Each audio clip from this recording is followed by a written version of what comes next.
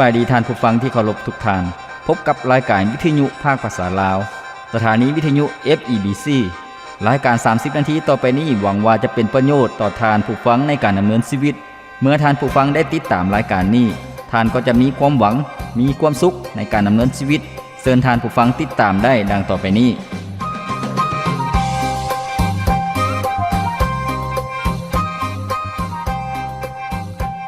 พระคำของพระเจ้าได้กล่าวไว้ว่าจงสมซื่นยินดีในองค์พระผู้เป็นเจ้าทุกเวลาเฮาขอย้ำอีกว่าจงสมซื่นยินดีเถิดพระธรรมฟิลิปปอยบทที่4ข้อที่4สุขสบายดีพ่อแม่พี่น้องท่านผู้ฟังที่เคารพรักทุกท่านพบกันอีกเช่นเคยกับรายการชีวิตนี้ยังมีความหวังข้าพเจ้าพรประเสริฐผู้ดำเนินรายการยินดีต้อนรับท่านผู้ฟังเข้าสู่รายการของพวกเราซึ่งรายการของพวกเราเป็นรายการที่ให้ความหวังให้กำลังใจสำหรับท่านผู้ฟังพี่น้องประชาชนลาวทุกๆท่านที่จะได้รับความรู้ได้รับแง่คิดได้รับพระพรและชีวิตของท่านผู้ฟังจะเป็นชีวิตที่ได้รับการเปลี่ยนแปลงใหม่จะเป็นชีวิตที่มีพลังจะเป็นชีวิตที่มีความปิติยินดีเพราะว่าถ้อยคำที่พวกเขาได้มากล่าวให้กับท่านผู้ฟังนั้นมาจากพระพรจากพระคำของพระเจ้าก็คือพระคิดธรรมคัมภีร์นั่นเองซึ่งที่ผ่านมารายการของพวกเขาได้นำเสนอในหลายๆหัวข้อท่านผู้ฟังสามารถรับฟังสดแล้วก็รับฟังย้อนหลังได้บ่เพียงแต่เท่านั้นท่านผู้ฟังยังสามารถรับฟังผ่านทางโทรศัพท์เพียงแต่ดาวน์โหลดแอปของรายการของพวกเราท่านผู้ฟังก็สามารถรับฟังได้7มื้อย้อนหลังได้ท่านผู้ฟังขอบพระคุณพระเจ้ามื้อนี้เองข้าพเจ้าอยากนำท่านผู้ฟังมารับพระพรนำกันในหัวข้อที่บอกว่าความอ่อนแอกลายเป็นความเข้มแข็งท่านผู้ฟังชีวิตของพวกเราเบิ่งคือว่ามีความจำกัดเป็นชีวิตที่ยุ่งยากซับซ้อนหรือว่ามีความอ่อนแอมีข้อจำกัดต่างๆแต่ว่ามันจะกลายเป็นสิ่งที่ข้อได้เปรียบหรือว่าเป็นความเข้มแข็งได้ท่านผู้ฟังซึ่งพระคำของพระเจ้าที่พวกเราจะมารับพระพรนำกันปรากฏอยู่ในพระธรรม2โครินธ์บทที่12ท่านผู้ฟังตั้งแต่ข้อที่6ถึงข้อที่10ซึ่งได้กล่าวไว้ว่าเพราะถึงแม้ว่าเฮาอยากอวดตัวเฮาก็บ่เป็นคนโง่เพราะเฮากล่าวตามความจริง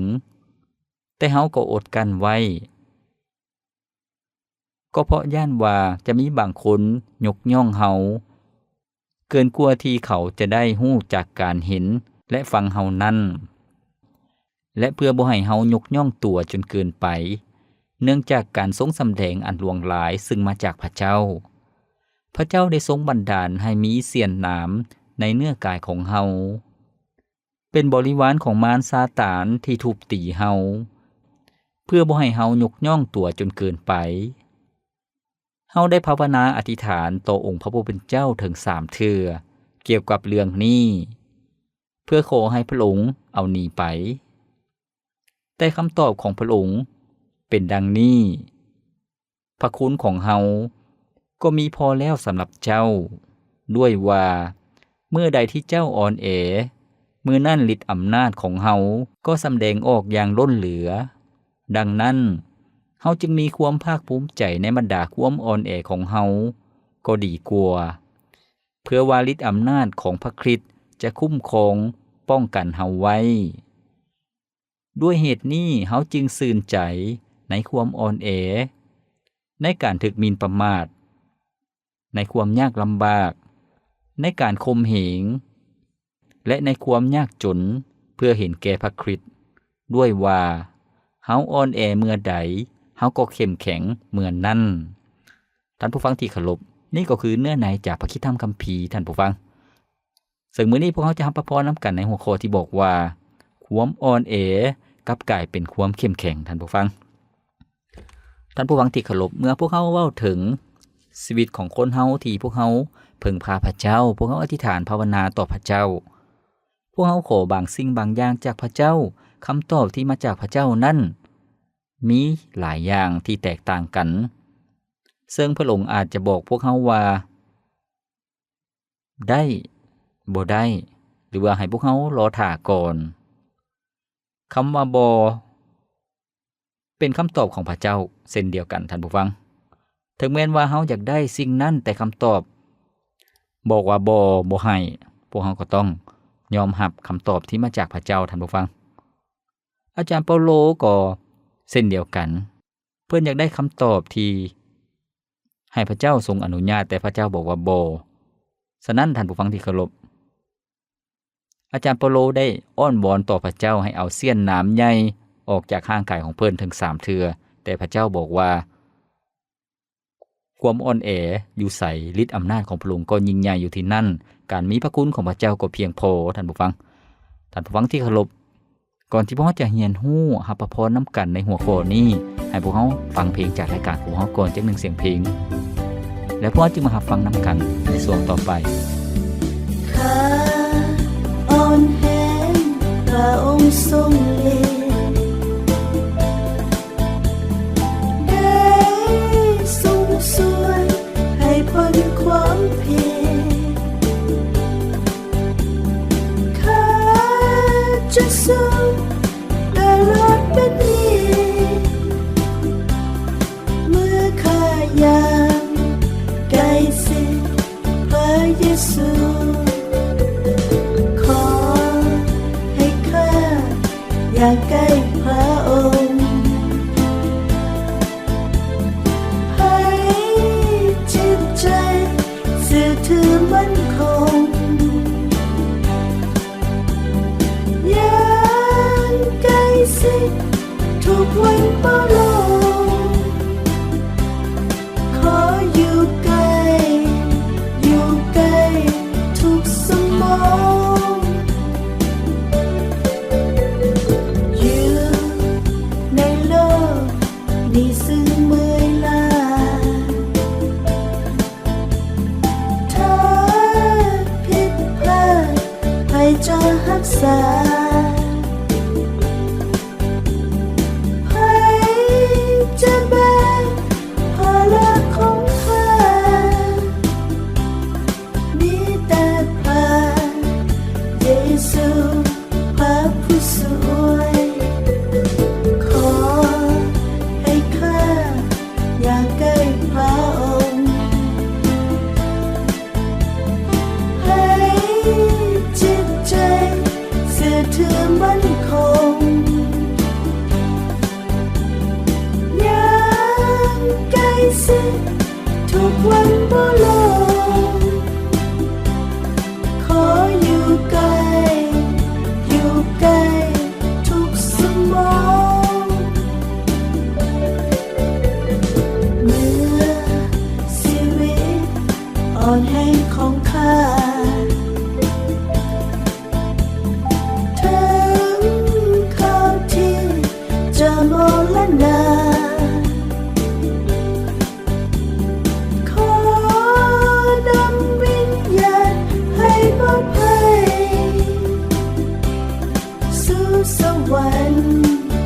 กับพระองค์เสมอไปขอ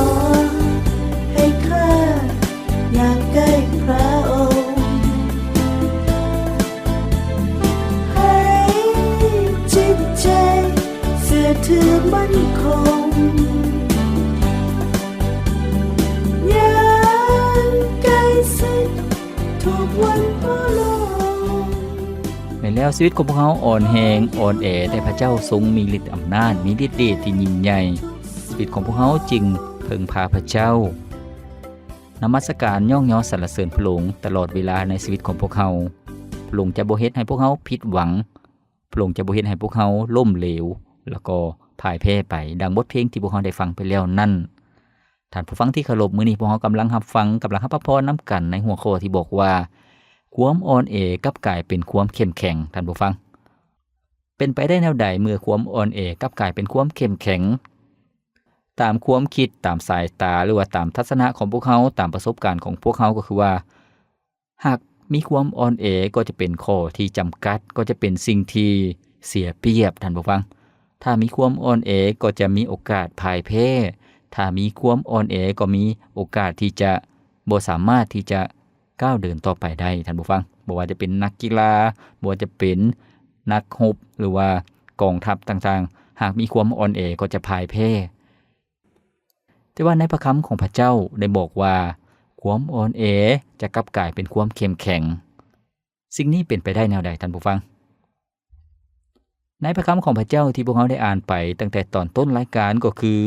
ในพระธรรม2โครินโธบทที่12ข้อที่6ถึงข้อที่10ท่านผู้ฟังเป็นเรื่องราวที่เกิดขึ้นจริงจากชีวิตจริงของอาจารย์เปาโลซึ่งอาจารย์เปาโลนั่นเป็นผู้รับใช้พระเจ้าที่พระเจ้าทรงใช้ในชีวิตของเพิ่นนั้นได้ประกาศข่าวประเสริฐเรื่องราวขององค์พระเยซูเจ้าในหลายบอนหลายเมืองท่านผู้ฟังแล้วก็หลายประเทศที่เพิ่นได้ไปประกาศแล้วก็มีคนทิ่มใจเก่าเอาใจใหม่รับเชื่อวางใจในองค์พระเยซูเจ้าเป็นจำนวนหลวงหลายโดยคำเทศนาสั่งสอนของอาจารย์เปาโลนั้นมีฤทธิ์อำนาจที่มาจากพระเจ้าพระเจ้าสามารถรับฮ้องก็คือยั่งยืนคำกล่าวของอาจารย์เปาโลก็คือมีการอัศจรรย์เกิดขึ้นคนเจ็บไข้ได้ป่วยก็ได้รับการปิ่นปัวให้ดีคนตายก็เป็นขึ้นจากความตายแล้วก็มีการอัศจรรย์ที่เหนือธรรมชาติคนที่ถูกผีเข้าก็ถูกขับไล่ผีออกให้ดีเป็นปกติคนเป็นเปี้ยเป็นรอยพิการคนตาบอดคนหูหนวกก็สามารถดีเป็นปกตินั่นก็คือฤทธิ์อำนาจที่พระเจ้าทรงใช้ในชีวิตของอาจารย์เปาโลท่านผู้ฟังแต่ว่าอาจารย์เปาโลก็มีความจำกัดในชีวิตของเพิ่นท่านผู้ฟังก็คือว่าพระคัมภีร์ได้บอกว่าเพิ่นมีเสี้ยนน้ำที่อยู่ห่างกายของเพิ่นเสี้ยนน้ำอยู่ในห่างกายของอาจารย์เปาโลแม่นหยังในจุดนี้พวกเราบ่มีคำตอบท่านผู้ฟังแล้วก็ในพระคัมภีร์ก็บ่ได้กล่าวถึงว่าเสี้ยนน้ำของอาจารย์เปาโลอยู่ในห่างกายของเพิ่นนั้นแม่นหยังท่านผู้ฟังซึ่งมีนักอธิบายพระคัมภีร์หลายๆท่านก็ให้ความคิดความเห็นบางท่านบอกว่าอาจารย์เปาโลนั้นมีโรคประจำตัวท่านผู้ฟังที่ให้ในเพิ่นนั้นบ่มีสุขภาพร่างกายแข็งแรงบ่ว่าจะเป็นโรคหยังก็บ่ฮู้แต่บางท่านก็อธิบายว่าอาจารย์เปาโลตาของเพิ่นนั้นบ่เห็นดีท่านผู้ฟังเหตุผลก็คือว่าอายุเพิ่นเฒ่าแก่แล้วก็ตาเพิ่นก็ฟางแล้วก็เวลาเขียนหนังสือ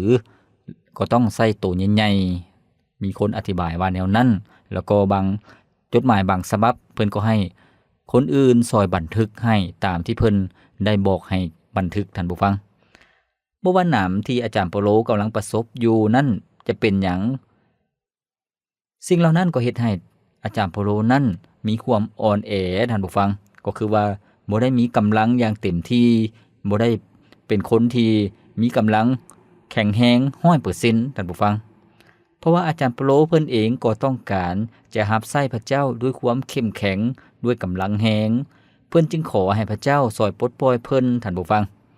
ซึ่งในข้อที่7ข้อที่8ได้บอกว่าและเพื่อบ่ให้เฮายกย่องตัวจนเกินไปเนื่องจากการทรงสำแดงอันหลวงหลายซึ่งมาจากพระเจ้า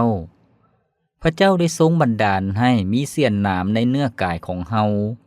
เป็นบริวารของมารซาตานที่ทุบตีเฮาเพื่อบ่ให้เฮายกย่องตัวจนเกินไปและข้อที่8บอกว่าเฮาได้ภาวนาอธิษฐานต่อองค์พระผู้เป็นเจ้าถึง3เทื่อเกี่ยวกับเรื่องนี้เพื่อขอให้พระองค์เอาหนีไปนี่ก็คือความพยายามของอาจารย์เปาโลที่เพิ่นอธิษฐานทูลขอจากพระเจ้าท่านผู้ฟังแต่ว่าคำตอบเป็นแนวใดพระเจ้าทรงตอบคำอธิษฐานของท่านโดยกล่าวว่าพระคุณของเฮาก็มีพอแล้วสำหรับเจ้าด้วยว่าเมื่อใดที่เจ้าอ่อนแรงเมื่อนั้นฤทธิ์อำนาจของเฮาก็สำแดงออกอย่างล้นเหลือดังนั้นเฮาจึงมีความภาคภูมิใจในบรรดาความอ่อนแรงของเฮาก็ดีกว่าเพื่อว่าฤทธิ์อำนาจของพระคริสต์จะคุ้มครองป้องกันเฮาไว้แม้แล้วท่านผู้ฟังที่เคารพในจุดนี้พวกเราจะเห็นว่าพระเจ้าทรงอนุญาตให้เหตุการณ์เกิดขึ้นในชีวิตของอาจารย์เปาโลเพื่อให้อาจารย์เปาโลได้รับรู้ได้เข้าใจว่าความอ่อนแอของอาจารย์เปาโลนั้นอาจารย์เปาโลด้วยความอ่อนแอของอาจารย์เปาโลนั้นด้วยความบกพร่องของเพิ่นหรือว่าสุขภาพร่างกายที่บ่แข็งแรงนั้นเพิ่นจึงต้องเพิ่งพาฤทธิ์อำนาจของพระเจ้าท่านผู้ฟังพระเจ้าทรงเป็นผู้มอบกำลังที่เพียงพอให้กับอาจารย์เปาโลก็คือพระคุณของพระเจ้าก็มีเพียงพอสำหรับอาจารย์เปาโลหมายถึงพระเจ้าทรงพร้อมที่จะซอยอาจารย์เปาโลให้รอดพ้นทุกสถานการณ์พระเจ้าจะได้รับเกียรติเต็ม 100% ในชีวิตของอาจารย์เปาโลอาจารย์เปาโลจึงบ่กล้าที่จะย่องย้อตัวเองหรือว่าโอ้อวดตัวเองแต่เพิ่นสามารถย่องย้อองค์พระเยซูเจ้าว่าพระเจ้าทรงเฮ็ดเวียกผ่านทางชีวิตของเพิ่น ผ่านทางความอ่อนแอผ่านทางความจำกัดของเพิ่นท่านผู้ฟังฉะนั้นอาจารย์เปาโลจึงโอ้อวดองค์พระเยซูคริสต์หลายกว่าโอ้อวดชีวิตของตัวเองท่านผู้ฟังที่เคารพมีนักพระคัมภีร์ท่านหนึ่งได้อธิบายให้นิยามเกี่ยวกับเหตุการณ์ที่เกิดขึ้นในชีวิตของอาจารย์เปาโลก็คือว่าทำอิฐอาจารย์เปาโลคิดว่าเสี้ยนน้ำที่มีอยู่ในร่างกายของเพิ่นนั่นเป็นความจำกัดเป็นอุปสรรคเป็นสิ่งที่ขัดขวางชีวิตของเพิ่นแต่ต่อมาเพิ่นก็ถือว่ามันเป็นของขวัญมาจากสวรรค์ท่านผู้ฟังก็คือมันเป็นสิ่งที่พระเจ้าทรงอนุญาตท่านผู้ฟังดังนั้นชีวิตของอาจารย์เปาโลจึงได้เป็นพยานได้อย่างเต็มปากได้อย่างเต็มห้อยยั่งยืนว่าในข้อที่10ท่านผู้ฟังด้วยเหตุนี้เฮาจึงซื่นใจในความอ่อนแรงในการถูกหมิ่นประมาทในความยากลำบากในการถูกข่มเหงและในความยากจนเพื่อเห็นแก่พระคริสต์ด้วยว่าเฮาอ่อนแรงเมื่อใดเฮาก็เข้มแข็งขึ้นเมื่อนั้นแม้แล้วท่านผู้ฟังที่เคารพชีวิตของพวกเฮาชีวิตของท่านผู้ฟังแต่ละทางในปัจจุบันนี้พวกเฮากำลังพบกับความจำกัดในด้านใดท่านผู้ฟังกำลังอธิษฐานขอการช่วยเหลือโดยพระเจ้าขอการปลดปล่อยที่มาจากพระเจ้าจากเรื่องราวหรือว่าสิ่งใดที่ให้ท่านผู้ฟังอ่อนแอบางครั้งท่านผู้ฟังยังบ่ได้รับคำตอบแม่นบ่แต่ขอให้ท่านผู้ฟังจื่อไว้ว่าพระคุณของพระเจ้าก็มีเพียงพอสำหรับท่านผู้ฟังทุกทานพระเจ้าสามารถช่วยเหลือพวกเฮาท่านผู้ฟังพระองค์จะทรงเปลี่ยนแปลงความจำกัดของพวกเฮาให้กลายเป็นความเข้มแข็งพระองค์จะทรงเปลี่ยนแปลงความอ่อนแอความจำกัดของพวกเฮาให้กลายเป็นความเข้มแข็งให้กลายเป็นสิ่งที่เป็นพระพรนั่นเองท่านผู้ฟังที่เคารพในยุคปัจจุบันนี้มีผู้ชายคนหนึ่งจากชีวิตจริงของเราท่านผู้ฟังเราเกิดมาบ่มีแขนบ่มีขาท่านผู้ฟังเราเกิดมาพิการบ่ครบองค์ประกอบ32อวัยวะบ่ครบองค์ประกอบ32ท่านผู้ฟังก็คือว่าแขนก็บ่มีทั้ง2ข้างขาก็บ่มีทั้ง2ข้างท่านผู้ฟังเรารู้สึกท้อถอยใจตั้งแต่ตอนยังน้อยก็ช่วยเหลือตนเองบ่ได้จนใหญ่ขึ้นมาเป็นวัยรุ่นเรามีความโศกเศร้าท้อถอยใจแล้วก็อยากจะคิดสั้นหลายๆเทื่ออยากจะฆ่าตัวตายหลายเทื่อแต่ว่าเมื่อเราเรียนรู้ถึงพระคุณความรักของพระเจ้าแล้วท่านผู้ฟังผู้ชายคนนี้ชื่อว่านิกนั่นเองท่านผู้ฟังแล้วเป็นคนที่เปลี่ยนความอ่อนแอให้กลายเป็นความเข้มแข็งเมื่อเราเชื่อวางใจในองค์พระเยซูเจ้าเรารู้ว่าชีวิตของเรานั้นมีคุณค่าชีวิตของเรานั้นเป็นที่รักขององค์พระเยซูเจ้าและพระเยซูเจ้าทรงยอมตายแทนเราท่านผู้ฟังขอบพระคุณพระเจ้าผู้ชายคนนี้ในที่สุดก็เป็นวิทยากรก็คือเป็นผู้ที่ให้กำลังใจให้กับอนุชนเยาวชนทั่วโลกอย่างน้อย14ล้านคนทั่วโลกท่านผู้ฟังแล้วเที่ยวไปทุกๆโรงเรียนทุกๆมหาวิทยาลัยเพื่อจะให้กำลังใจคนที่อ่อนแอคนที่หมดกำลังใจคนที่โศกเศร้าเสียใจคนที่อยากคิดสั้นคนที่ดูหมิ่นดูถูกชีวิตของตนเองว่าบ่มีค่าให้คุณค่าชีวิตของนิกคนนี้ก็เป็นที่รักของวัยรุ่นของคนหนุ่มคนสาวจำนวนหลวงหลายชีวิตของนิก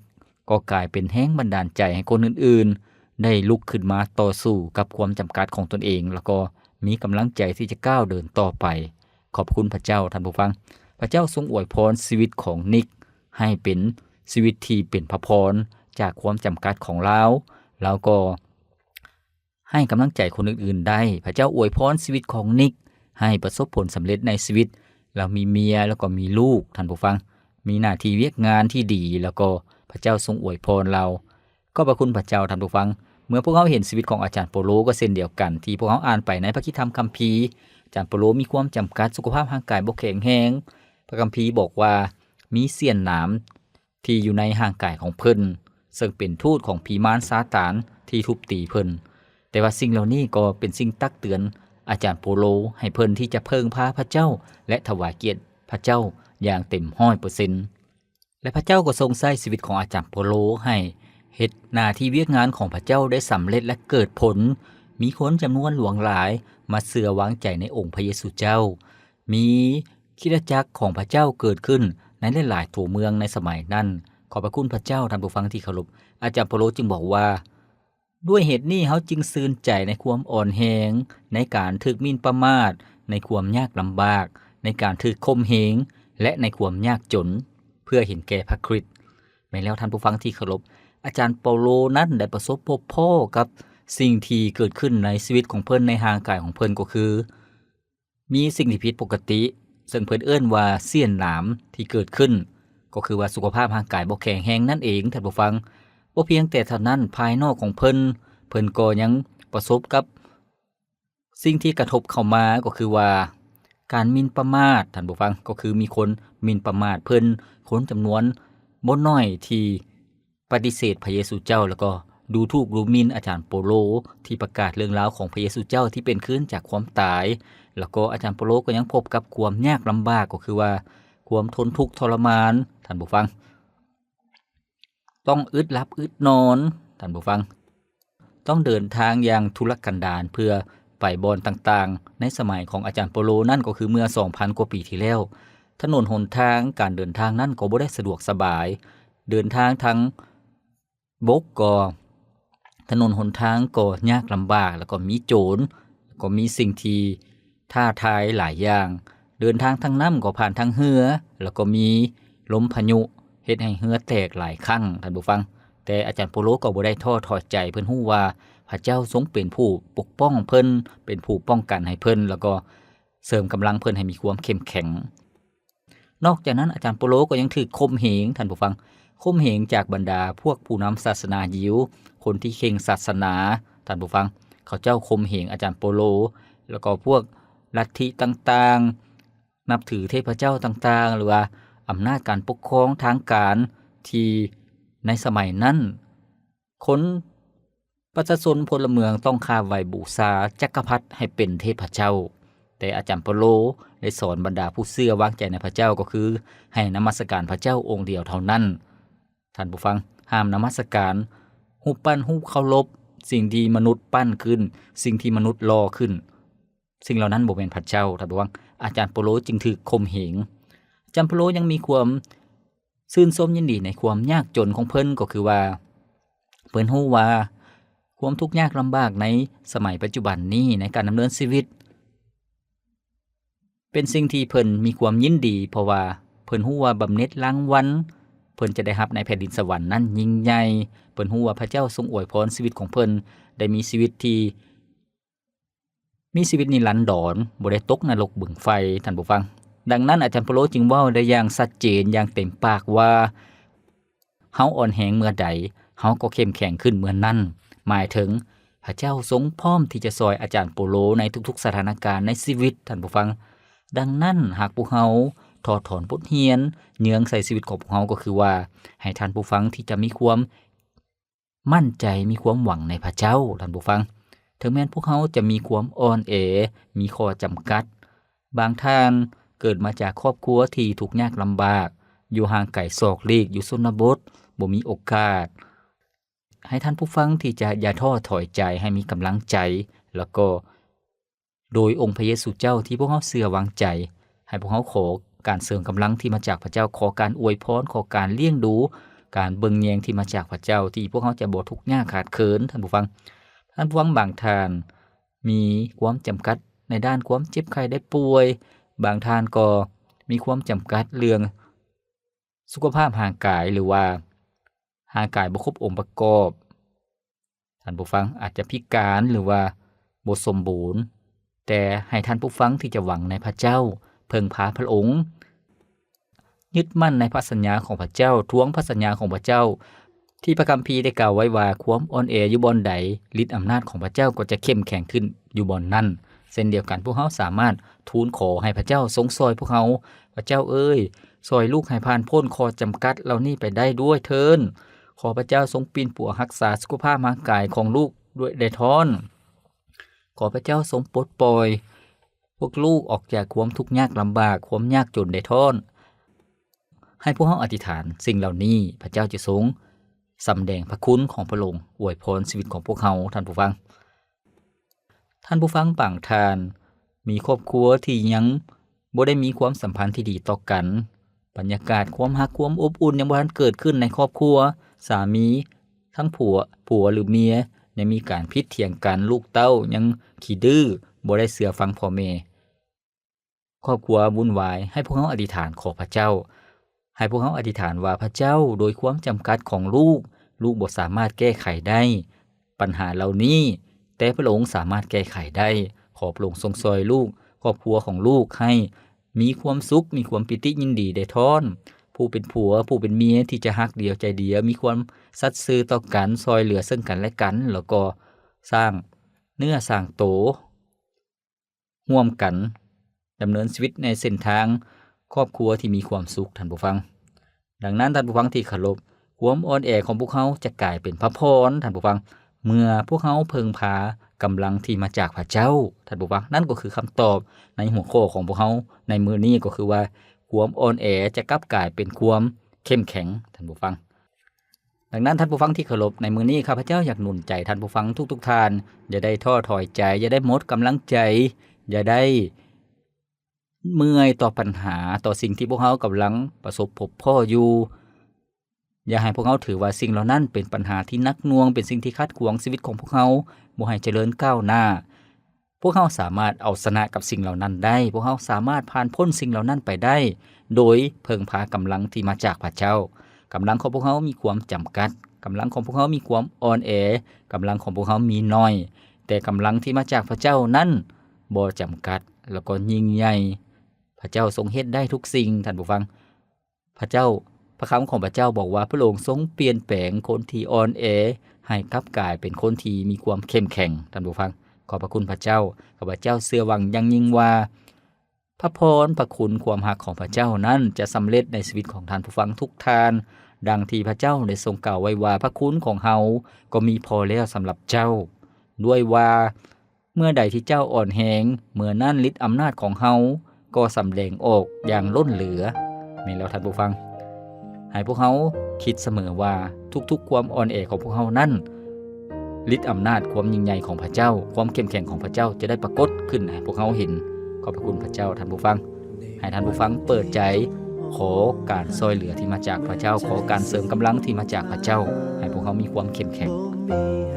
ฟังที่เคารพรายการของพวกเขาดำเนินมาฮอดนี้ก็สิ้นสุดเพียงเท่านี้ข้าพเจ้าพรประเสริฐผู้ดำเนินรายการขอกล่าวคำว่าขอพระเจ้าอวยพรท่านผู้ฟังทุกท่านพบกันใหม่ในมื้อต่อไปสบายดีขอเพียงยอมเปิดใจให้พระองค์เมื่อชีวิตมีปัญหาเมื่อพายุโถมเข้าใส่ความหวังทั้งหัวใจขอฝากไว้ที่พระองค์พระองค์บ่เคยปาทิ้งให้ต้องเดินอยู่ลำพังชีวิตคือความหวังในพระองค์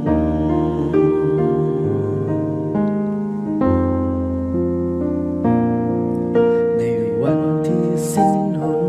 ทางเพียงวางภาระลงพระองค์จะดูแลบ่ห่างไกลกับทุกได้ทุกอย่างพระองค์ทรงเข้าใจมอบทุกสิ่งไว้ที่พระองค์เมื่อชีวิตมีปัญหาเมื่อพายุโถมเข้าใส่ความหวังทั้งหัวใจขอฝากไว้ที่พระองค์พระองค์บ่เคยปาทิ้งให้ต้องเดินอยู่ลำพังชีวิตคือความหวังในพระองค์